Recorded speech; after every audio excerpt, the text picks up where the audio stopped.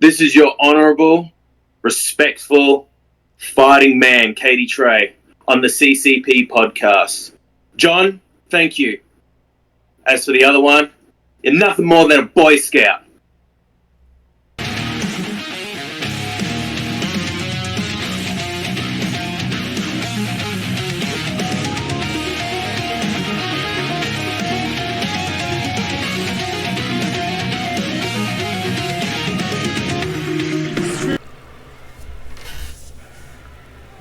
It just makes me want to ask him if it's magically delicious.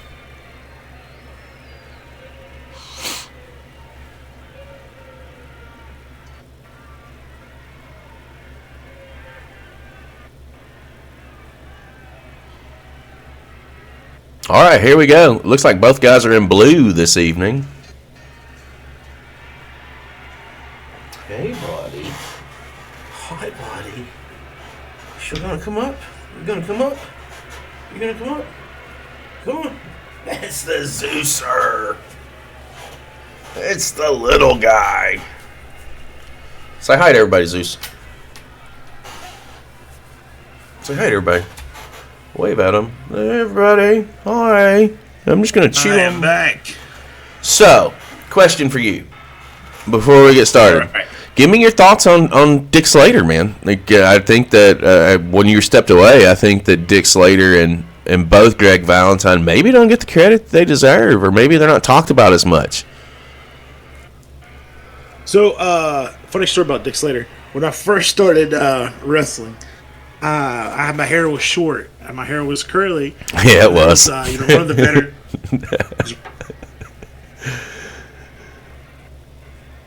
I was agreeing with you. Go ahead.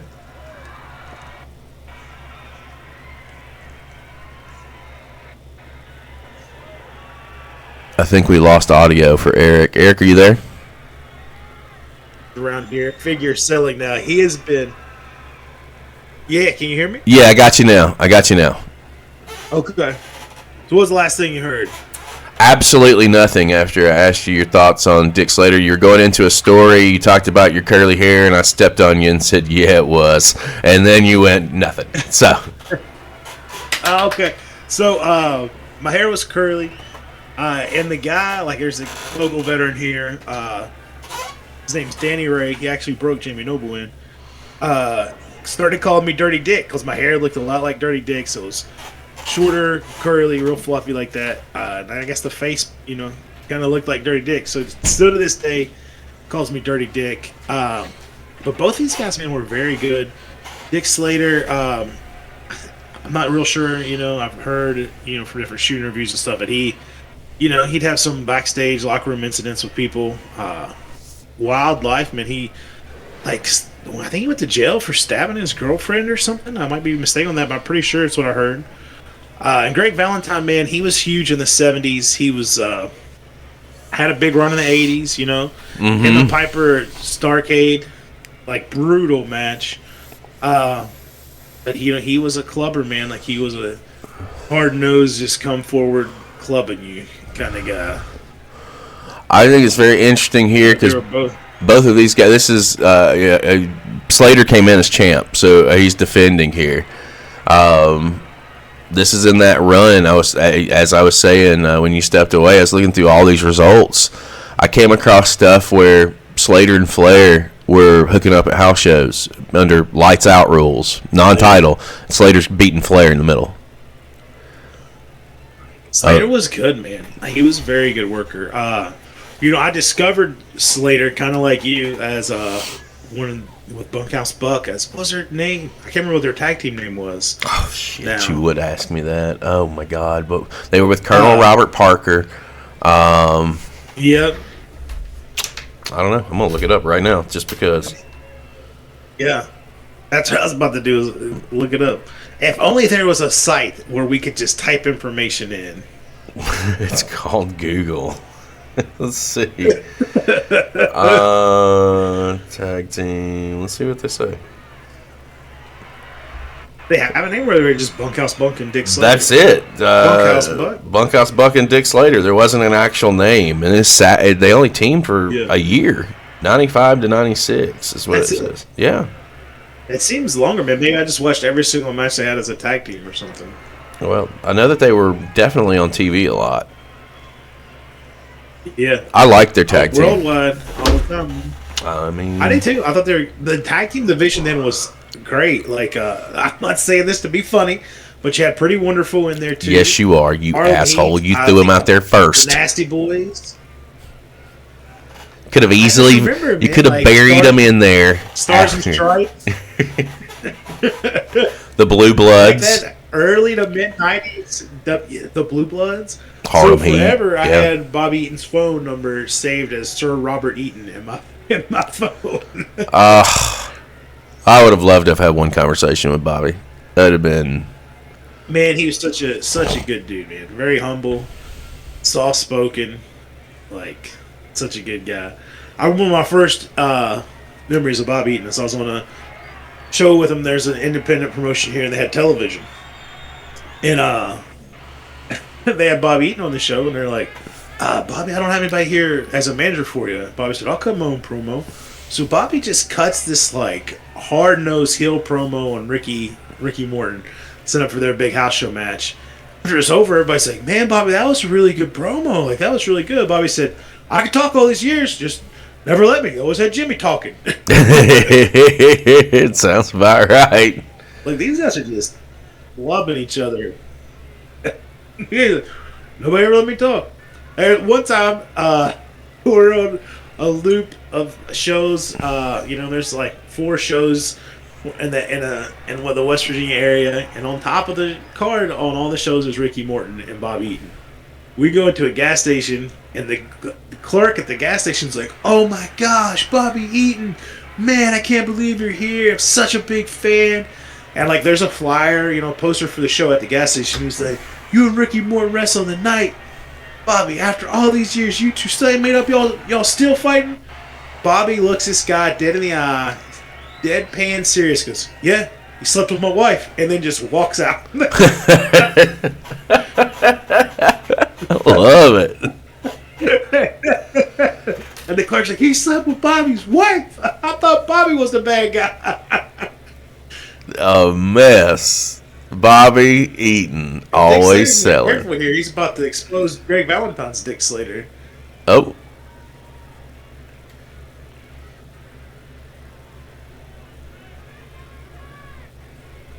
I just want to ask the referee if it's magically delicious. Looks like he walked right out of a box of Lucky Charms. I'll tell you another Bobby Eaton story. I don't know how we wound up talking about Bobby Eaton on this, but it was like me and Tracy Smothers and Eric Darkstrom were all traveling together. We're at a show in Jefferson, Indiana, and Bobby just walks up to me and goes, "Eric, you doing all right?" I was like, "Yeah, Bobby, how you doing?" He goes, "Tracy giving you any problems?" I was like, "No, man, it's great." He goes, "Darkstrom giving you any problems?" I said, "Nah." He just holds his fist up and shakes his fist. He goes, "Let me know if they are." And he just walked away. Oh. Wow, man. Oh, shit. Dick is throwing some chops. Open here, man. I don't know if I'm ahead of you here or what's going on. Boom.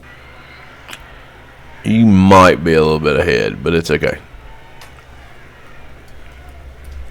I'm 99% sure that the issues that we've had on the stream today are on my side. I have pinpointed it. I just cannot fix it while we're on live. So, for those experiencing issues with the stream, if it's lagging, etc., I do know what the problem is. I will fix it as soon as we get off the air. That will explain so much. So, there we go. We're live as hell. That's right. Can we start over? Having these technical issues, man. I always think of the Stid JR. Yeah, we're live as hell. Can we start over? Can we start from the top?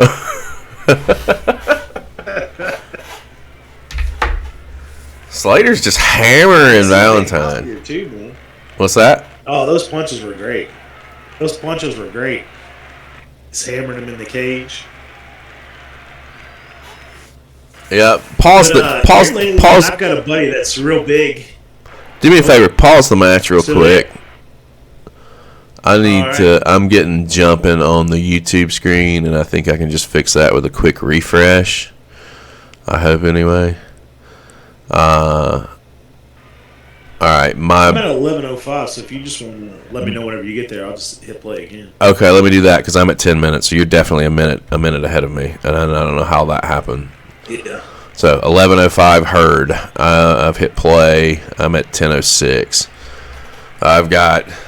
Go ahead, continue on. Tell a story while we kill time to get to 11:05. That's like real big into the figures and the collectibles. He sells this stuff on Whatnot and all that.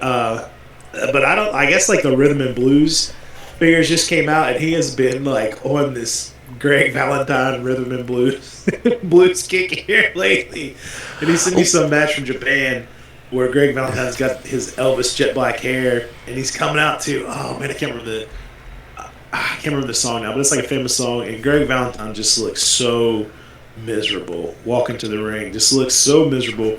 Gets in the ring and hits Honky Tonk Man's double like hitchhiker. And it just looks like he hates life so much. Listen, the rhythm at 11. I'm at 11 minutes. 01, 02, 03, 04, 11:05, 11:06. We should be back in line, and there looks like there's no real lag on the stream right now, so we're good. Nice.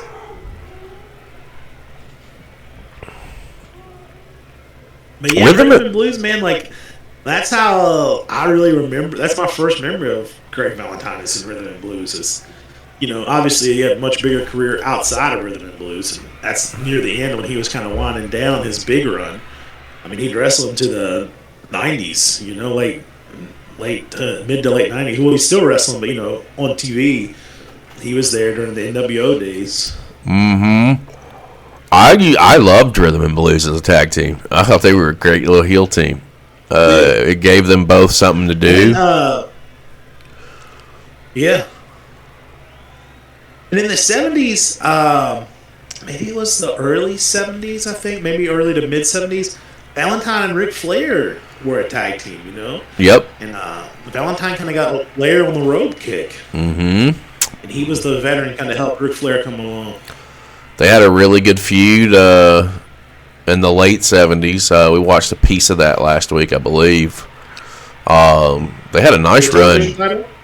U.S. The U.S. I'll say it was TV. Oh, man, just straight headbutts him. Like arms out wide. Man. Oh. They are beating the crap out of each other. Now, I want to know, did Dick Murdoch and Dick Slater ever tag?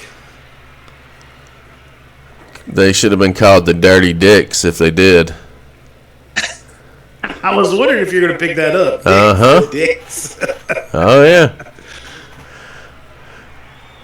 But Dick Murdoch was really good, too, man. He was very good.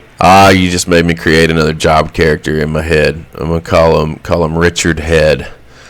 It's going to be a job guy. Richard Cranium. Even better.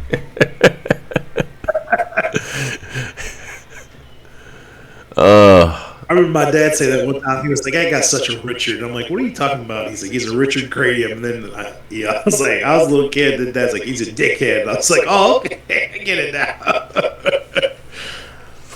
Shout out to Goth in the chat. He dropped the DDP drive-in Rhythm and Blues to the ring and at WrestleMania 6. Terry Martell's Peggy Sue. Mm-hmm. I'm going to tell you. Those aren't vendors out there. That's Jake and Luke, the Bushwhackers. Uh-huh. I remember you talking about Valentine a minute ago. And your first memory of them being Rhythm and Blues. I think my first memory of Greg Valentine was right before that in the WWF when he was working with Ronnie Garvin over the Figure 4. the Hammer Jammer. Yeah, I don't know. Yeah, Ronnie Garvin had the Hammer Jammer. The soccer shin guard. Yeah, I remember that. And then, of course, going back and seeing his stuff earlier on, it's like, damn, this is the Valentine that should have been around in the late 90s or the mid 90s. And he would have been on fucking point. So the first memory is the rhythm and blues, and then watching like tapes of Saturday night's main events that I had like the build up to him and Ronnie Garvin and the big like Hammer Jammer, figure four, blocking soccer shin guard angle, and then I remember like that's what I always thought of Greg Valentine as. I remember getting a VHS tape. It was like Best of Starcade or something like that. And it had the Piper dog collar match in it. I was like, oh my gosh, this is the most brutal, vicious match I've ever seen in my life. And it just gave me a whole new respect for Greg Valentine. It made me go back and want to see more. I'll show tours with that match, man. Like, imagine how beat up they were. Dude, I don't want to imagine how beat up they were because they were okay. So the Starcade match was vicious enough, and then when you take this match on the road, you have to live up to what they've already seen because the expectation is already there. And to see the different, I mean, I don't know what kind of stuff they did different on the house shows, but I do not envy them. I hope they made a shit ton of money on it because that's what it would take. I just said I hope they made a shit ton of money on it because if they didn't, then shame on them. Am I back?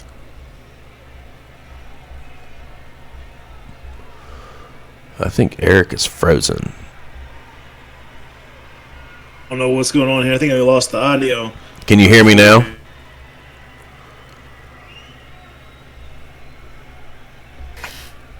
Okay, one moment.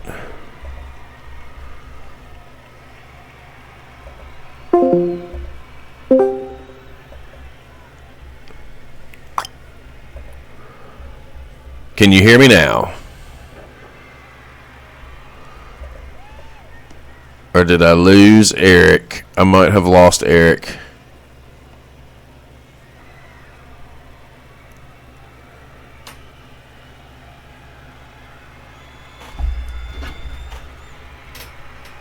Leave the chat.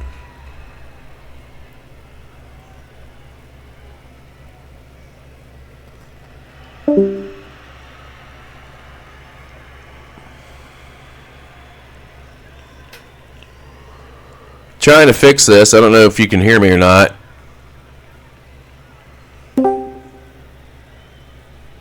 Test. I'm back. Can you hear me?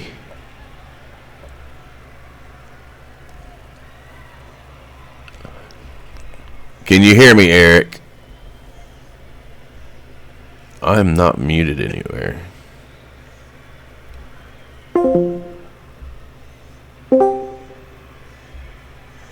Can you hear me?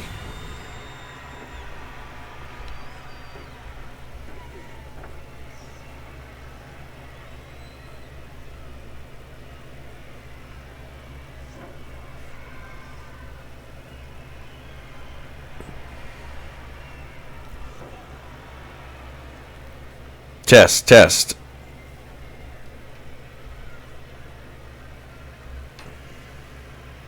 Goth, can you hear me in the chat?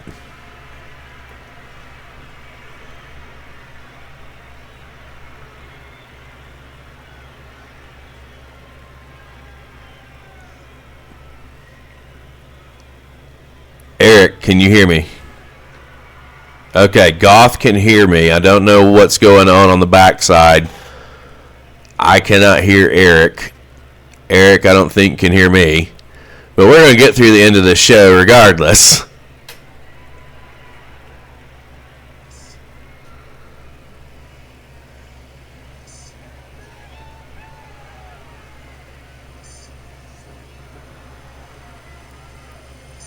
I'm going to just call the rest of this because I can't hear Eric.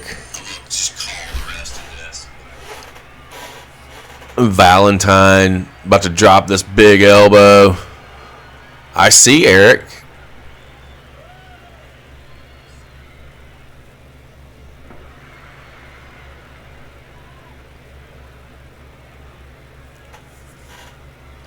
Let's see if I can fix this.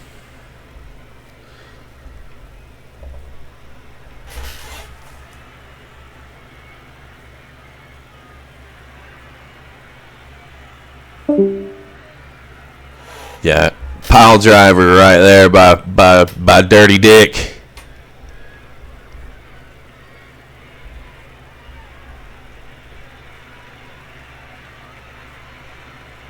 All right, can you hear me? I can hear you 100%. I gotcha.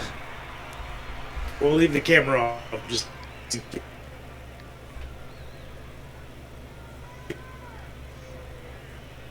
You're kind of going in and out. I think this is all contributed to what I need to fix through OBS off air.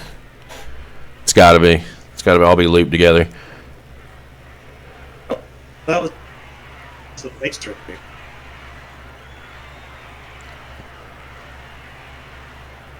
It's been a heck of a match. It's been a great little. You're right. It's been a great little match. You just saw the honky tonk men shake, rattle, and roll.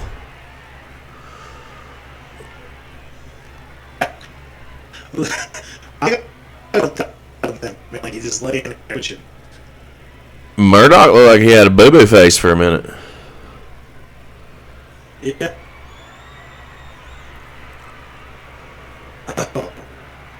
It's not been that neck.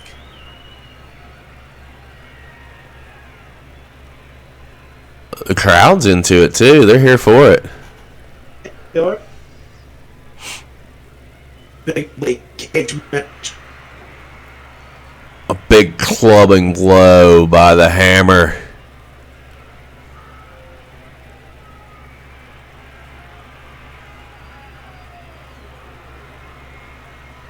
I'm yet to determine who's the babyface and who's the heel.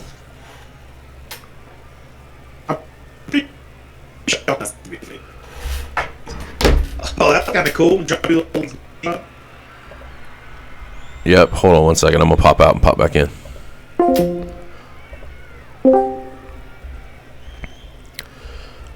Okay, Eric, try to talk.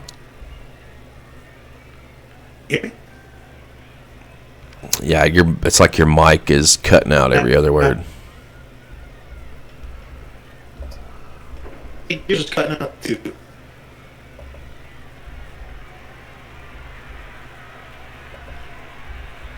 Some old man in court. Ooh, big knee lift. He ate that one.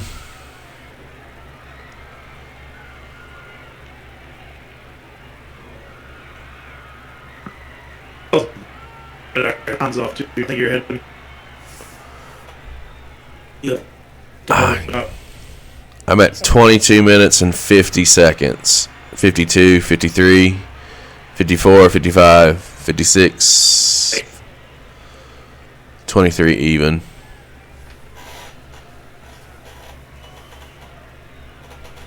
Alright. I'm in a sleeper hold. At Goth, no, because I can't fix it until I'm off the air. And we're about 3 or 4 minutes away from that happening. So we're just going to bit and grit through it and hope that the 4 o'clock stream is straightened out.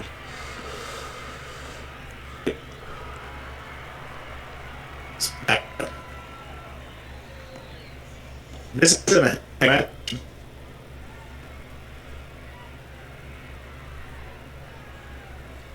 I just want to know why they're both wearing the same color trunks. I think they were earlier. Yeah, Steamboat, Young, and one of the were all wearing blue trunk. Mm-hmm. That was always a no-no. I don't wear the same color in the same match. Yeah, I guess back then, like, gear was not as prevalent as was today, so what you had everybody blue, I think.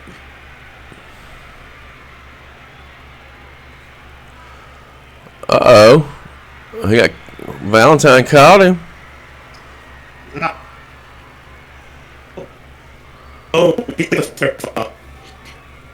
He just dropped the hammer on him. Pun intended. Right.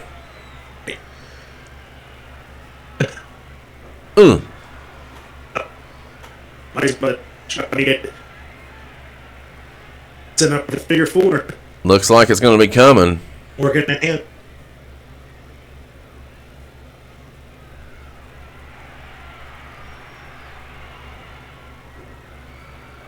Oh, here it comes. Oh, he dropped him again. Yeah, he's going. He's setting it up.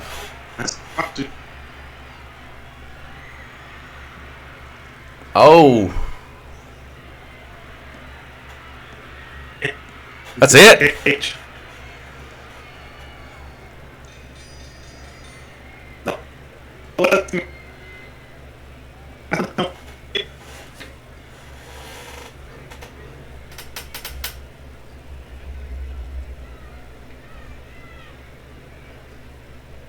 Oh, Dick Slater's going to pull the win here. This crowd's not having it. Valentine, tremendous effort. Yeah, but all they had. And it just wasn't good enough. Not on this night. Close, but no score. Not on a hot August night. No. Not here. Oh, this is March. Oh, this is just a couple of days after, what's March 17th, 84? No, there's no getting out of it. You got beat. It's okay, Valentine. Just take the L and move on. Don't pull a Tony Khan.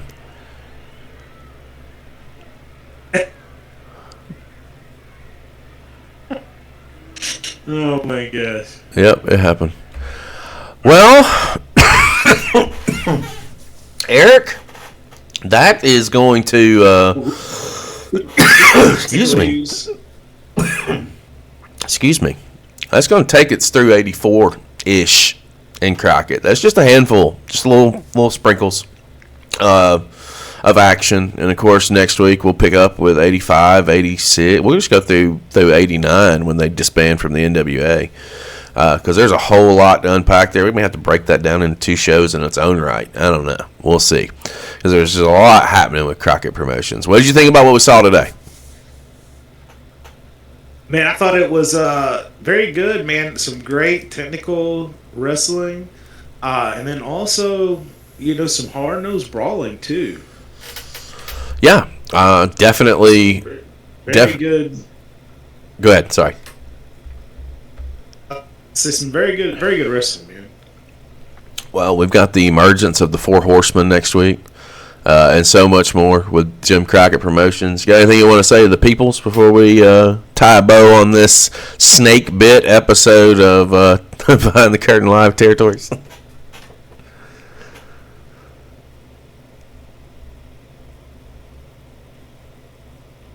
You there? Yeah, I'm here, but I think we're pretty much dying. A slow death here as far as my audio goes. Okay, well, just Eric says bye, everybody, and I will fix the audio stuff on my side because I think it's partially my fault. I've got to figure it out. I've got a little error message that popped up midway through the stream and was like, you need to just decrease this in the video settings, and you can't do that while you're doing the video. Okay. Eric's on his way out. Guys, I'll be back around 4 this afternoon. Maybe a little bit later. I might have a surprise for everybody. And don't tell nobody, but I may have worked out the times with Todrick Tabar Ramsey over in South Korea, and he may be live with us this evening for a little bit. We'll see how that goes. Keep your eyes on the channel. We are doing some things. We're making some moves happen. Do want to give a quick shout out. Next Saturday, 4 p.m., subscriber only stream. You can catch us here this afternoon. At some point. It's either going to be at 4 or it's going to be at 6. I'm not 100% sure yet. We'll be back with some action this evening. Tomorrow we've got Goth and myself for Wrestling Request Live at 3. That'll be from 3 to 5. And then we'll be back on Monday for Monday Night Behind the Curtain Live with Territories. Excuse me, with Inside the Indies, where we'll watch another independent program from some part of the country. We'll just make it all happen. That's what we do. We hope you have a great day, and appreciate you stopping by. Appreciate you watching, and we'll see you again soon.